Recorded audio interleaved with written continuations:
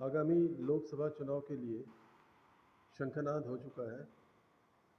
अलग अलग राजनीतिक पार्टियां अपनी अपनी रणनीतियों के साथ और अपनी अपनी योजनाओं के साथ समर के इस मैदान में है। चुनावी महासमर का जो समय है वो शुरू हो चुका है और अब चंद ही दिन शेष रह गए हैं। इसलिए सभी पार्टियां अपना चुनाव प्रसार जोरों शोरों के साथ कर रही हैं। हमारे साथ इसी क्रम में आज उपस्थित है सुभाषवादी भारतीय समाजवादी पार्टी के धीरज सिंह भदौरिया जी। धीरज भाई जो हैं ये गाज़ियाबाद लोकसभा सीट से प्रत्याशी हैं पार्टी की ओर से।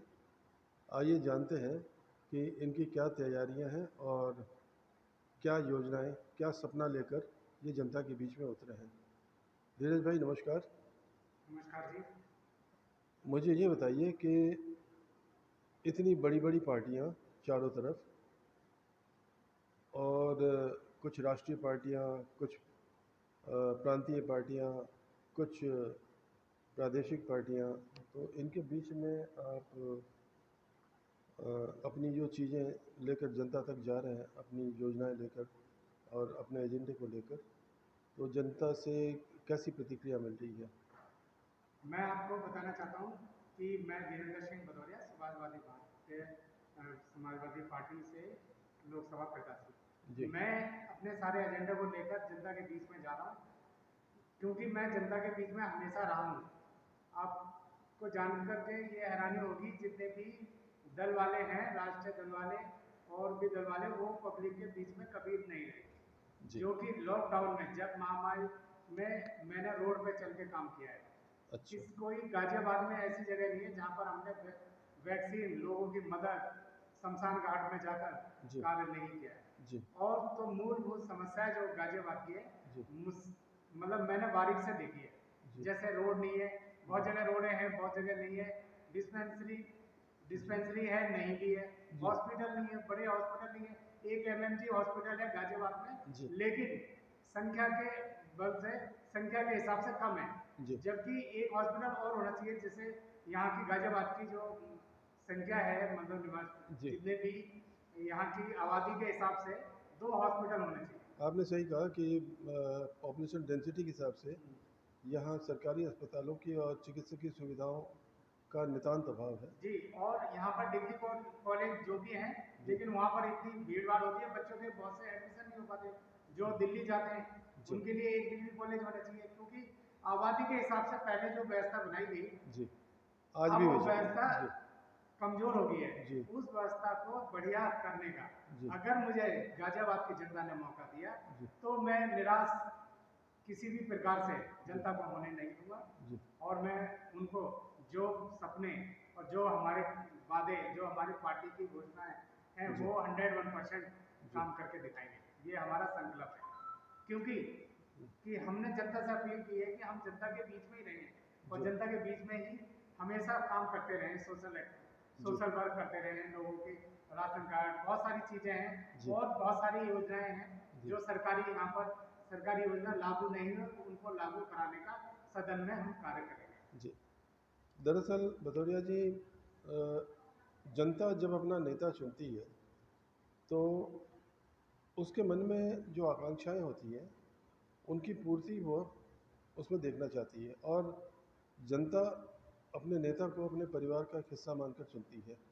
ये अलग बात है कि नेता बनने के बाद, राजनीति में आने के बाद और सदन में पहुंचने के बाद अ, उनके प्रति, वहाँ की जनता के प्रति, जहाँ से वो चुने गए हैं, जहाँ से निर्वाचित हुए हैं, उनका रवैया क्या रहता है। जो बड़ी बड़ी पार्टियां हैं इनके बड़े बड़े वादे होते हैं, बड़ी बड़ी योजनाएं बताई जाती हैं, उसके बाद लोगों का ये कहना है, जनता का ये कहना है कि पूरे 5 साल उनका जो नेता है, जिनको उन्होंने बड़े विश्वास के साथ और बड़े प्यार के साथ अपना समर्थन दे करके भेजा था कि उनके काम होंगे, उनके सपने जो हैं अधूरे वो पूरे किए जाएंगे, वो पूरे नहीं हो पाए। तो ऐसे में आप क्या ऐसी नई चीज़ लेकर आए हैं, क्या ऐसा नया सपना लेकर आए हैं, क्या ऐसी नई आशा लेकर आए हैं जनता के बीच में, ताकि उन्हें लगे कि आप कुछ नया करने वाले हैं?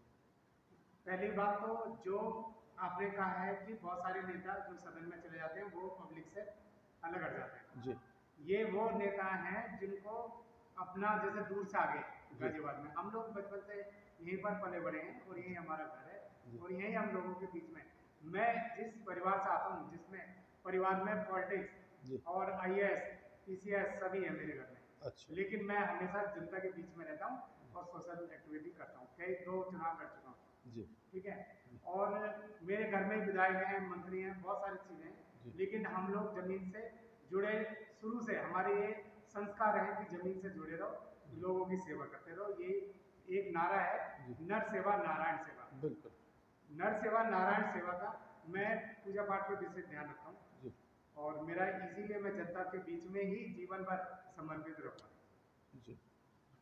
अच्छा, अभी तक जो आपका जो चुनाव का जो प्रचार है वो किस किस जगह में हुआ है? ग्रामीण क्षेत्रों में ज़्यादा हुआ है या शहरी क्षेत्रों में आपका ज़्यादा फोकस रहा है? देखो शहरीकरण में भी हुआ है और ग्रामीण में भी हुआ, धौलाना हुआ है आपका, धौलाना हुआ है और लोनी वगैरह? लोनी लोनी में हुआ है आपका, चिरौड़ी हुआ है अच्छा। और आपका ये इसमें गाजियाबाद में हुआ है, कई गांव हुए हैं जी गाजियाबाद सरफाबाद वगैरह जी सारा। जी। और इसमें आपका ये करेड़ा वगैरह यहाँ गए हाँ जी होंगे आप? करेड़ा में काफ़ी मीटिंग होगी जी हमारी, जी कई गांव में, हर गांव में लमसम कवर कर रखा है हमने। जी मोटा में थे कल हम, मोटा में बहुत अच्छा प्रदर्शन मिला। हमारा उद्देश्य जो नोटा पे वोट दे रहे हैं जी वो हमें भी दे रहे हैं, वो जी। नोटा ना करके हमें चुन रहे हैं। बिल्कुल। ये जनता के बीच में बहुत आक्रोश है जी। इस समय। उससे पहले 10 साल बीजेपी के एमपी रहे, शासनकाल में? जी इस बार बीजेपी के जिन एमपी को टिकट दिया है जी उनके बहुत अच्छे अच्छे कारनामे हैं। जी तो विकल्प जनता के पास जी समाजवादी भारतीय समाजवादी पार्टी के सिवा जी जनता विश्वास कर रही है जी और जनता ने इस बार मन बना लिया है कि समाजवादी पार्टी को वोट देगी, अलमारी पे चुनाव चिन्ह पर मोहर लगाएगी। जी। भदौरिया जी, ग्रामीण क्षेत्रों की जनता है उनकी समस्याएं थोड़ी इतर होती हैं और शहरी क्षेत्र की जो जनता है उनकी समस्याएं थोड़ी अलग होती हैं। अब मैं आपको कैटेगरी के लिए समझाता हूँ। जैसे शहरी क्षेत्रों में एसटीपी की सुविधाएं, इसकी समस्या जो है ये काफ़ी दिनों से चल रही है। यहाँ सीवर ट्रीटमेंट प्लांट जो है काफ़ी दिनों से बंद पड़ा हुआ है और जो चलना शुरू हुआ था वो उसमें भी समस्याएं आ रही थी। गार्बेज का जो कूड़ा जो निस्तारण है वो यहाँ प्रॉपर नहीं होता, डंपिंग ग्राउंड नहीं है, ये एक ज्वलंत समस्या है। और कूड़े की दुर्गंध जो है हर जगह आती रहती है। तो ये मूलभूत समस्याएं हैं। सड़कों की जो हालत आपने बताई कि भाई जगह जगह जर्जर होती है और उनकी रिपेयरिंग सालों तक अटकी रहती हैं।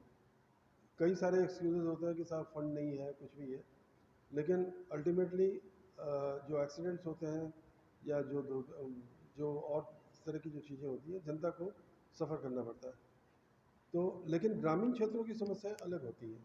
तो आपने जो अभी बताया मैं मैंने अभी बता रहा हूँ आपको जी ग्रामीण समस्या क्या है। जी ग्रामीण में जैसे हम लोग मूलभूत घूमे, जी वहाँ पर क्या है, छोटी गलियाँ हैं, जी नाली साफ नहीं होती जी है और क्योंकि वहाँ पर जो नगर निगम के लोग, जैसे बहुत सारे गांव बाढ़ में आ गए, जी जैसे हमारे नजदीक भुआपुर है, जी एनसीआर क्षेत्र में जी बिल्कुल आनंद विहार बॉर्डर पे, हम्म, भुआपुर है, कलकड़ है, झंडापुर है, जी आपका साहिबाबाद है, जी। मोटा है, मोटा में कल हम गए, इतनी गंदगी पड़ी बहुत, जबकि वहाँ पर कोठी है। तो बहुत अंबार सारी, लगा हुआ है गंदगी का। हाँ जी मतलब गांव की ये मूलभूत रोड की समस्या है और मास्टर प्लान के तहत वहाँ पर कार्य नहीं किया गया है। जी बहुत सारी ऐसे, अब उसमें बहुत सारी कॉलोनी कट गई है, कॉलोनी में सीवर समस्या, ये समस्या जी जटिल समस्या है गाजियाबाद में। और कूड़े का मैं आपको बता दे रहा हूँ, कूड़े का समाधान अगर ये लोग बैठ के जी करना चाहते तो कर सकते थे। जी जैसे गाजीपुर में कूड़ा घर बनाया, जी ऐसे ही गाजियाबाद से लास्ट में जी जगह हो सकती है, मास्टर प्लान बना सकते हैं, जी। लेकिन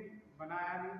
अगर हमें मौका मिला तो हम इसे काम करके काम कराने का बात करें। यहाँ कोई डेडिकेटेड डंपिंग ग्राउंड नहीं है, पहली चीज़। और दूसरी चीज़, जो ये रिसाइकलिंग जो प्लांट बना था आया वो काफ़ी समय से बंद पड़ा है, तो ये भी एक बहुत बड़ी समस्या है।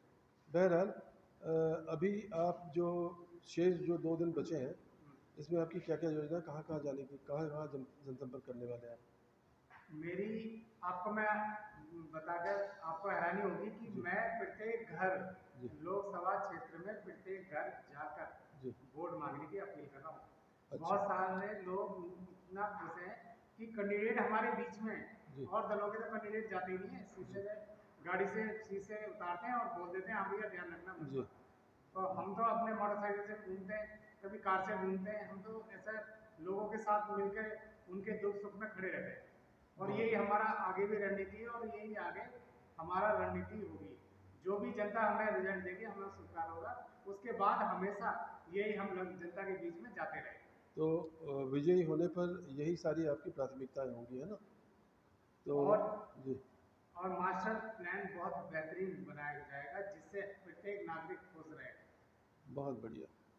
चलिए, आगामी लोकसभा के लिए हमारी शुभकामनाएं, और बहुत बहुत हमारे दर्शकों धन्यवाद। के लिए आपने अपना कीमती समय निकाला, इसके लिए बहुत बहुत धन्यवाद। नमस्कार। नमस्कार, जय सेवा भारत।